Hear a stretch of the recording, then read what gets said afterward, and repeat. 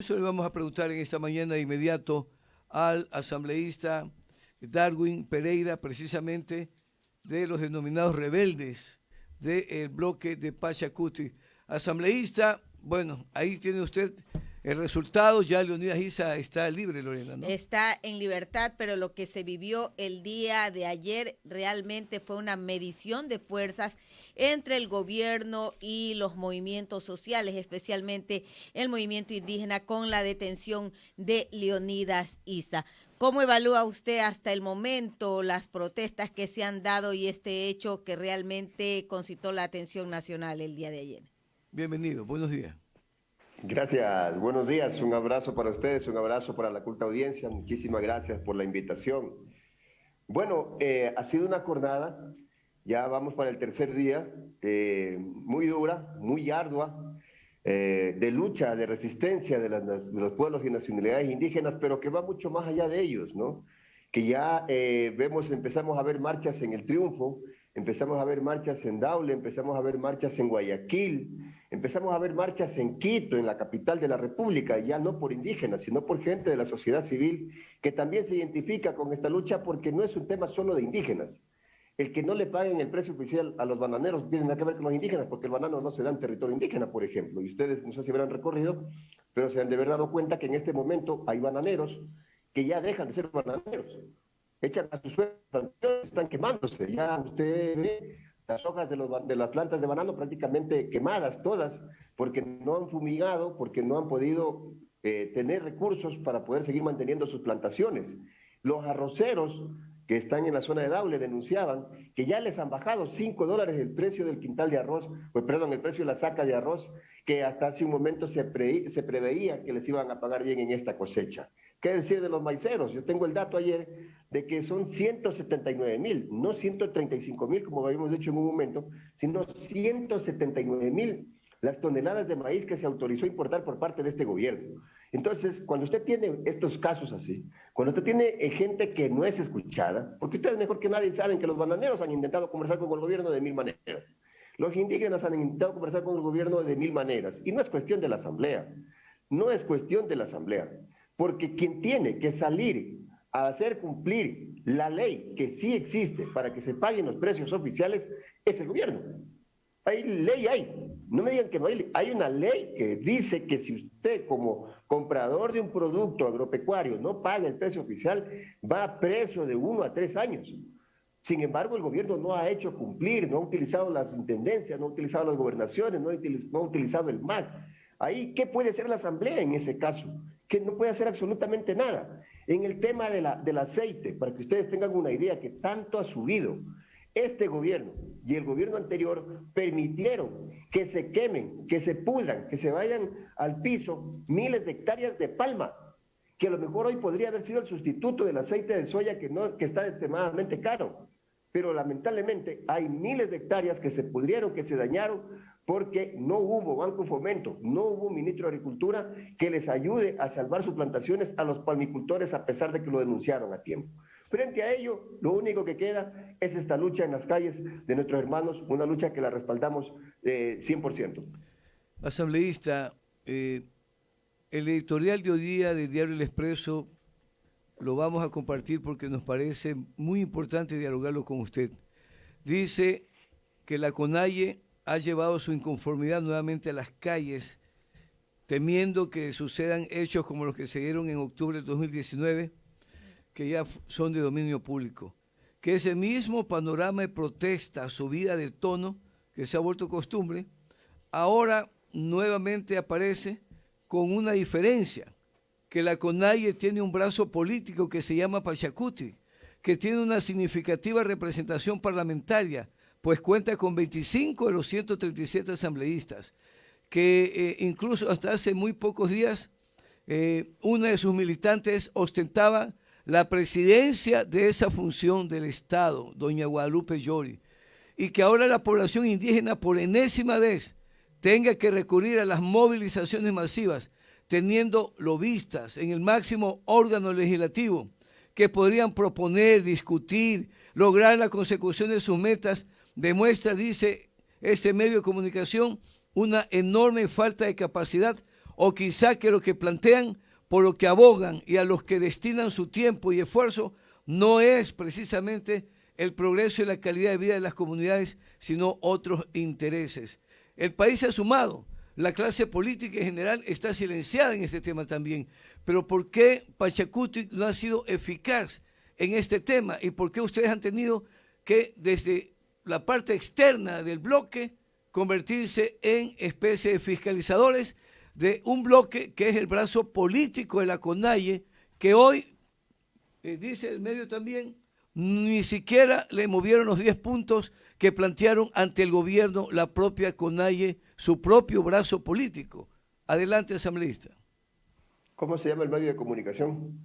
Diario El Expreso, en el editorial y en la página número 3, asambleísta. Ese editorial miente. Quien quiera que lo ha escrito no vive en el Ecuador o no tiene noción de la realidad de lo que está pasando en el país. Somos nosotros, pues, los que trajimos 2 ministros de Agricultura a la Asamblea, a fin de que les paguen el precio justo a los agricultores, y ustedes han sido testigos que esos 2 ministros renunciaron. ¿Cómo que no hemos hecho nada? Por eso me parece que el señor que escribió, o la señora que escribió ese editorial, vive en otro planeta, o es asalariado del gobierno, porque hemos sido nosotros los que no dejamos, por ejemplo, que se apruebe una ley que iba a privatizarle hasta el agua a los indígenas. Hemos sido nosotros, desde la Asamblea Nacional, los que hemos levantado nuestra voz de protesta frente a los abusos del gobierno, frente al quemeimportismo del gobierno en temas de salud. No hay medicinas ni en los hospitales de la ciudad, ni en los hospitales del campo. Y me parece que la persona que escribe el editorial no entiende que esto no es un tema de ley.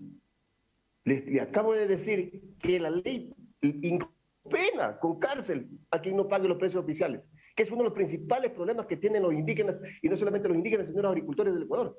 La ley está. ¿Quién tiene que cumplirla? El gobierno. ¿Quién tiene que fiscalizar el gobierno? La Asamblea. La hemos fiscalizado. ¿Quién le subió el sueldo a los docentes? La Asamblea, porque el gobierno no quería. O sea, quien escribe ese editorial no ha seguido los pasos de la Asamblea. ¿Acaso la subida reciente a los sueldos de los docentes se dio porque el gobierno quiso? No, se dio porque en la Asamblea se la aprobamos. Acá nos la jugamos. A riesgo que decían que nos iban a votar porque incumplíamos un mandato de la Corte Constitucional. Así nos amenazó el gobierno. Y acá dijimos que no, que se tenía que subir el sueldo de los docentes. Ha habido una Asamblea que ha peleado, pero ya quien tiene que ejecutar al final del día esas políticas, esas leyes, es el gobierno. Aquí no podemos desviar la atención, por favor. Aquí hay un solo responsable, y es el Ejecutivo. Le estoy demostrando con hechos, cómo hemos de una u otra manera trabajado en parte o en todo de estos 10 puntos. El gobierno no ha presentado un solo proyecto que vaya enfocado al empleo. Es más bien el FUT, con apoyo de Pachacuti, que ingresó un proyecto para tratar el tema laboral. Solo el FUT. Para que usted tenga una idea, han sido las organizaciones de trabajadores las que han venido acá, y no el gobierno, que es otro de los puntos de la plataforma de la CONAIE. Educación, salud, vivienda, agricultura, son temas que los hemos afrontado de la manera más directa desde la Asamblea Nacional. Haber sacado 2 ministros, no sacado, haber provocado que 2 ministros renuncien, porque no dieron pie con bola con la agricultura, me parece que no es un pelo de cochino. Algo hemos estado haciendo, porque si no hubiésemos dicho nada, siguiera la primera ministra de Agricultura. Lamentablemente, pues hay gente que escribe cualquier cosa, ¿no? Asambleísta, pero la Asamblea no se escapa de las críticas que el pueblo le hace, porque así como el gobierno está desgastado y goza de muy baja popularidad, la Asamblea de igual manera. Frente a esta crisis que en estos momentos se está agudizando, ¿cuál va a ser en estos momentos el papel de la Asamblea Nacional y especialmente del bloque de Pachacuti? Porque recordemos que en el 2019 la Asamblea prácticamente desapareció. En estos momentos de crisis, ¿cuál va a ser el pronunciamiento, el accionar de ustedes? A ver, nosotros hemos dicho que la Asamblea primero debe sesionar presencialmente. Ayer hemos rechazado que se nos haya convocado virtualmente. Yo llegué ayer a Quito porque creí que la sesión iba a ser presencial. Debe convocarse presencialmente, le hemos hecho saber esto al presidente actual de la Asamblea Nacional. No puede, como usted muy bien lo dice, desaparecer la Asamblea. Pero no hay riesgos de que ocurra lo que ocurrió en el 2019, porque, como le digo, el descontento es general, no solamente hacia el Ejecutivo, sino hacia el Legislativo, y ustedes también podrían ser blanco fácil de las protestas. Bueno, nosotros estamos para apoyar las protestas. Nosotros no podemos responder por todos los asambleístas. No somos toda la asamblea. Hay un bloque de Pachacuti que ayer desde la asamblea movió cielo y tierra frente a la detención de uno de nuestros dirigentes, y que no solamente es uno. Al momento tenemos información que ya irían en número de 7 las detenciones, y que estamos desde la asamblea mandando sendas cartas a la Comisión Interamericana de Derechos Humanos. Hemos pedido ya a la Comisión Interamericana de Derechos Humanos medidas cautelares para nuestros hermanos detenidos. Hemos pedido desde la asamblea, ya como con nuestro rol de asambleístas, hemos pedido a la ONU que intervenga, y no descartamos mañana pedirle al presidente de que se siente a conversar. No hay otra alternativa a este problema.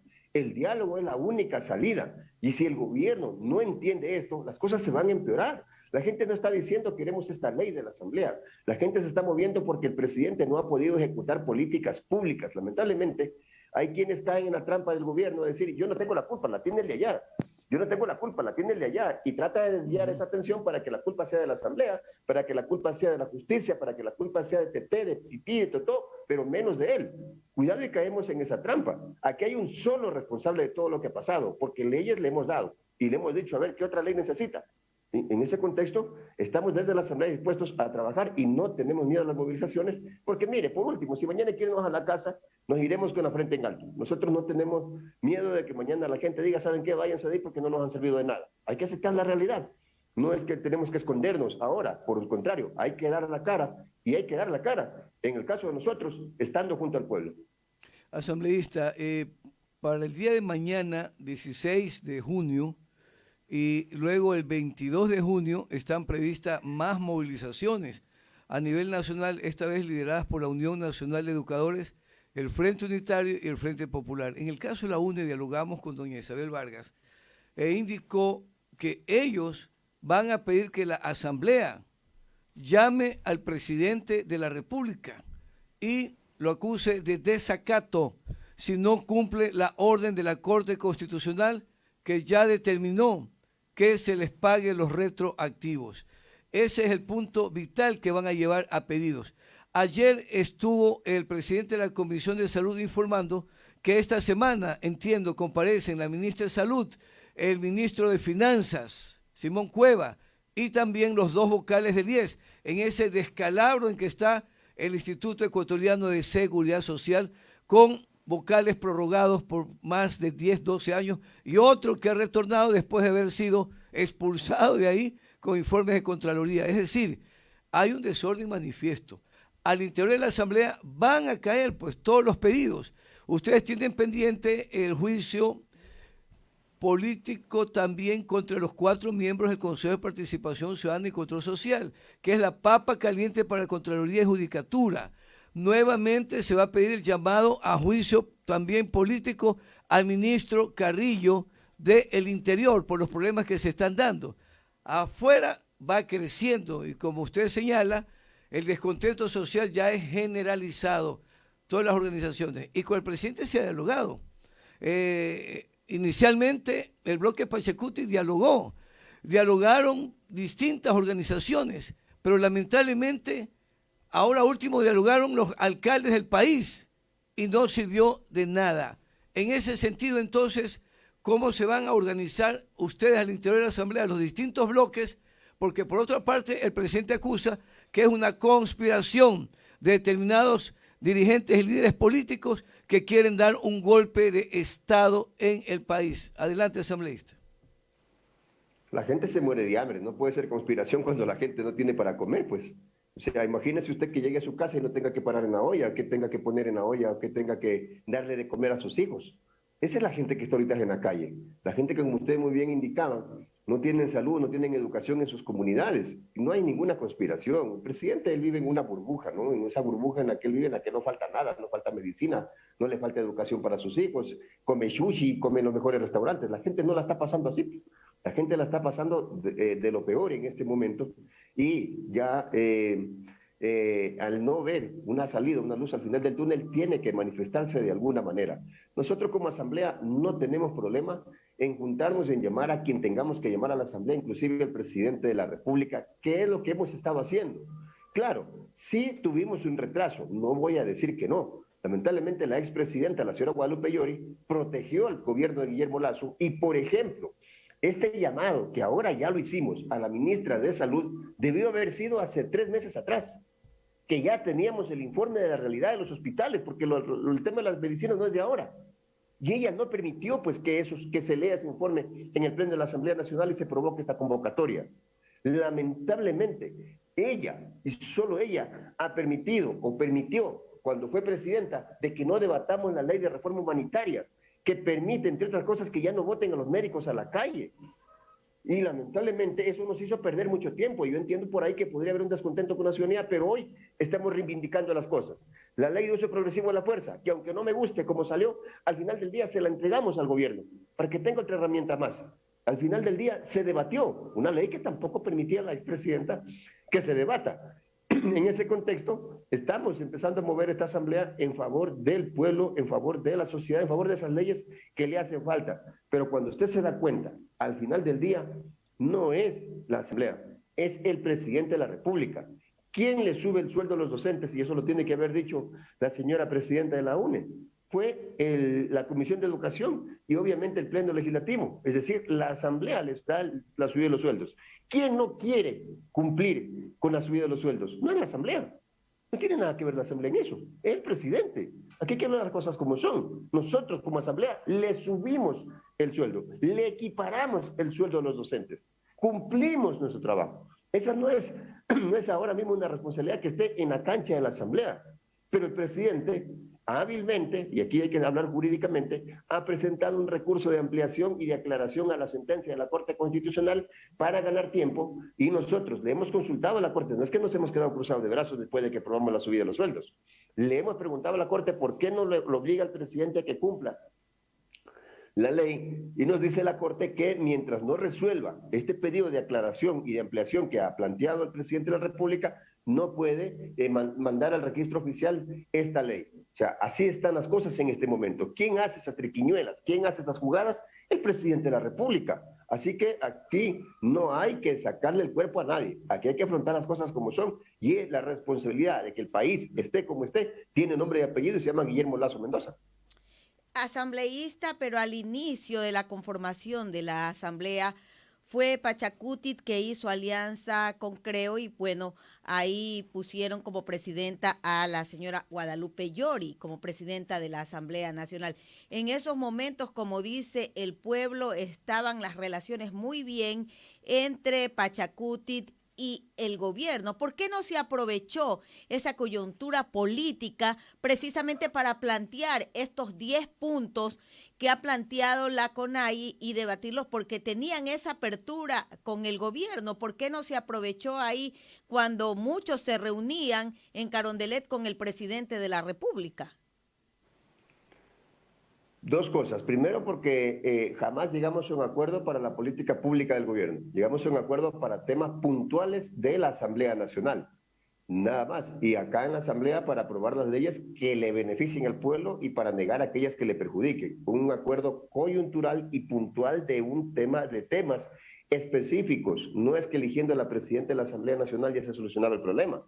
El problema se solucionaba aplicando las políticas públicas que ya existen, que no es que necesitan creación de leyes, que están ahí como ley establecidas y que están en manos de quien tiene que ejercer la política pública. Por ejemplo, uno de esos diálogos, que incluso fueron algunos compañeros asambleístas y que nosotros lo catalogamos como una trampa, fue aquel diálogo que van un día miércoles, me parece, a dialogar con el gobierno, y el jueves el gobierno sube la gasolina diciendo que ya ha llegado un diálogo con Pachacuti.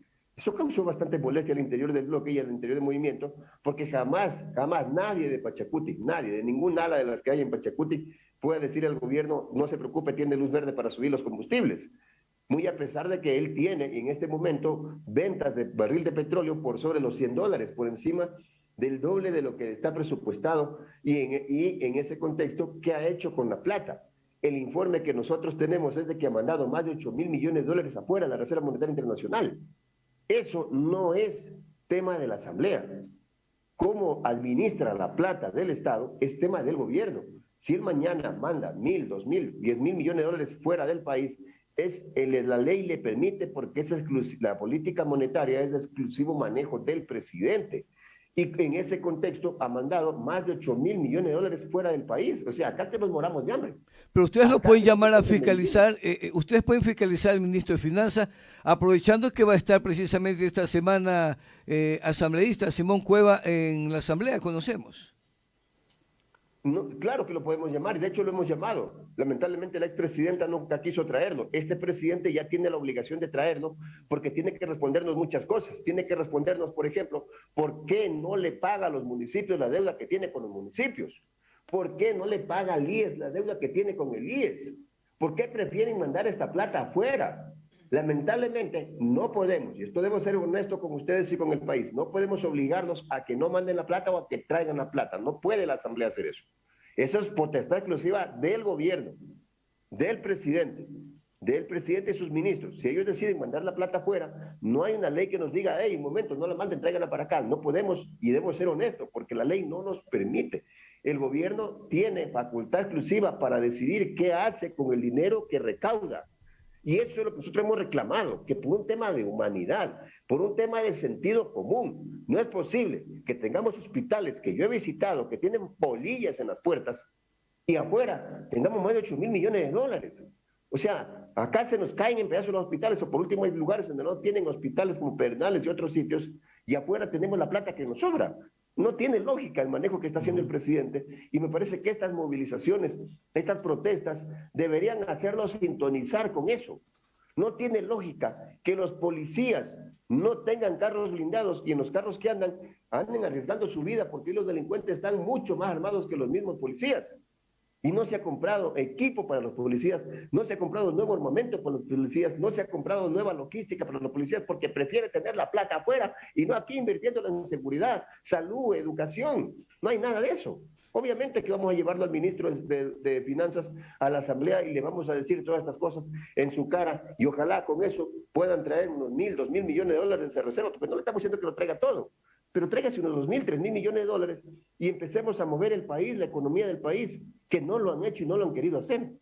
Asambleísta, para finalizar, usted estuvo en la asamblea de los productores bananeros el fin de semana. La Federación Nacional de Bananeros ya dijo que individualmente cada productor tome la decisión respecto a continuar o no protesta. Se desmarcó, parece, la federación del tema.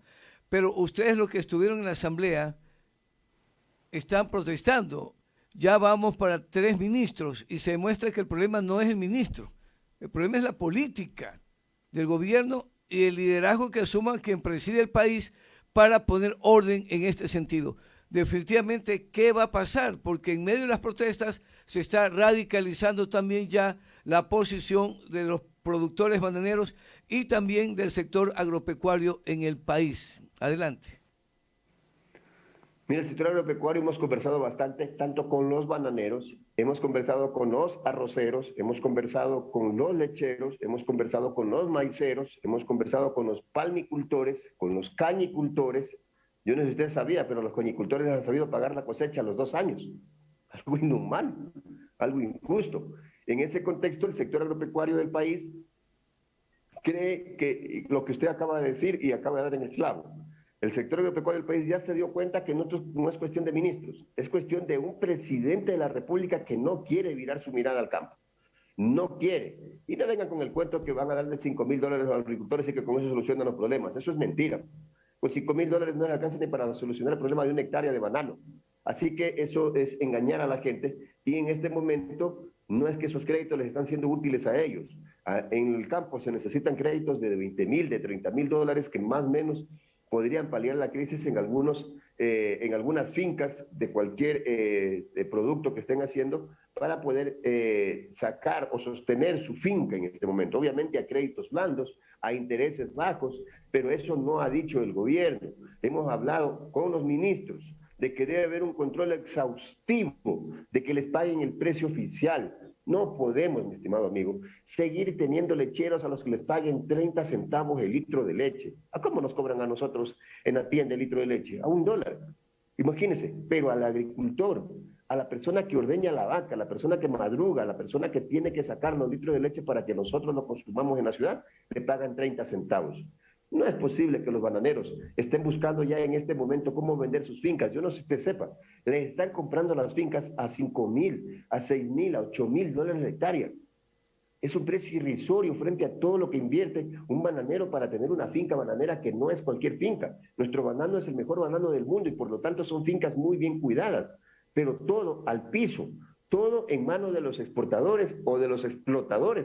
Y el gobierno no quiere mirar su mirada allá, por más que se le han ido ya 2 ministros de Agricultura. El sector agropecuario va a seguir teniendo mi apoyo y en ese contexto de tener mi apoyo, hemos convocado ya nuevamente al ministro, a la Comisión de Seguridad Alimentaria, al ministro de Agricultura. Esperemos que ya el presidente de la Comisión de Seguridad Alimentaria lo convoque de una vez por todas, porque ya le he hecho la petición, y podamos sentarnos nuevamente con los agricultores, este nuevo ministro.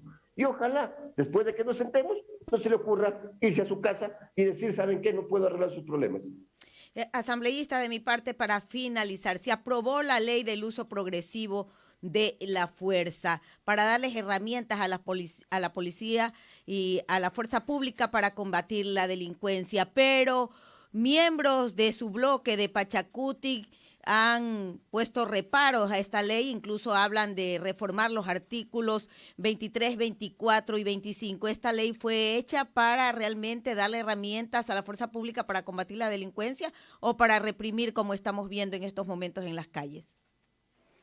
Mire, esta es una ley que a mí me gustaba mucho. Es una ley que creo que todo el país la esperaba, que el gobierno la esperaba, nosotros esperábamos, incluso habíamos hablado con la policía la esperaba, y todo iba bien, porque era una ley para hacer un uso progresivo de la fuerza con los delincuentes.